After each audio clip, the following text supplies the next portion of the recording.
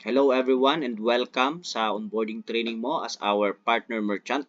So let's talk about our workflow first, no? Una, syempre, ang ating customer mag-order ito sa ating mobile application. Then you will receive the order details and ang kailangan mo lang gawin ay i-prepare ito. Then wait for our rider to pick up the order. And then there are two modes kung paano mag-accept ng order at kung paano ka babayaran ni rider. First is cash. So, pag pinili ni rider yung cash, there are some requirements kasi kung bakit minsan cash ang kailangan niyang piliin or e-wallet. So, anyway, there are two ways kung paano ka babayaran ng ating riders, no? First is cash. Pag pinili niya yung cash, our rider will pay will pay your product in cash immediately, no? Upon pick up the product, so ibibigay niya sa yung bayad ng produkto. Then our rider will deliver the order to the customer. Then good as sale mo na yon. Now, another way is yung e-wallet natin, no? Again, there are some conditions kung bakit e-wallet ang kailangan niyang gamitin sa pagbabayad, no, sa ating mga partner merchant. So, on this flow, yung customer natin mag-book ng order sa ating mobile application and then you will be notified and receive the order details and then hintayin mo lang ulit yung rider namin to pick up the order. Now, if e-wallet ang pinili niya, no, the rider will pick up the order. Hindi niya kailangan magbayad ng cash sa'yo, no? The rider will deliver the order to the customer and then itatag ito ng aming rider as delivered. And now, once na tinag ito ni rider na delivered, you can now withdraw your product payment in our merchant applications, which is much better compare sa mga ibang competitor. Kasi yung ibang mga competitor, umaabot ng 1 week or 2 weeks bago sila magbayad sa inyo. But here in Dory, no, immediately yan. Hindi yan lalampas ng 24 hours, especially dito sa ating e-wallet, no. There are times maybe na magkakaroon ng konting problema, madidelay si rider na magtag na deliver and so on and so forth. But we make sure na within 24 hours ay pwede mo nang i-withdraw yung product payment doon sa ating mobile application. Then, ito nga, yung isang good news namin sa inyo, kayong mga partner merchant namin can also earn additional income here in our platform, no?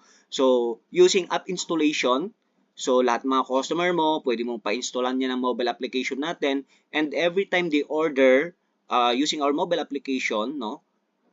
Meron kang share na 5% doon sa delivery fee. So, in this example, say you have 5,000 installations nationwide. This is the good news kasi pwede ka pa rin magpa-install kahit hindi yung mga customers mo, no? Pwede ka magpa-install nationwide at kahit saang store yan bumili as long as ginagamit nila yung mobile application natin sa pag-order, no? Meron kang 5% share. So, in this example, you have 5,000 installations. Then, with an average shipping fee or delivery fee of 50 pesos. Siyempre, pag mas malayo yan, mas malaki yung babayaran. And then, there are times na mas mababa rin yan. Siyempre, nasa 30, nasa 20, depende sa promo natin sa delivery fee. Now, in this example, meron na tayong collection na 250,000 shipping fee. So, say, itong 5,000 na installations na ito, no, isang beses lang yan nag-order sa isang buwan. Kaya, 250,000 lang yung collection natin sa isang buwan.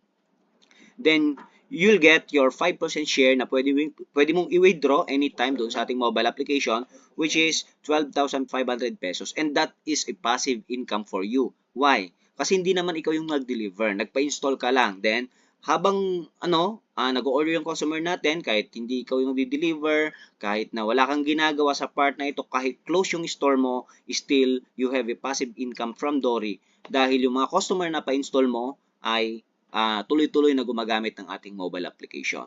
Now, ito lang yung mga kailangan mong tandaan as our partner merchant.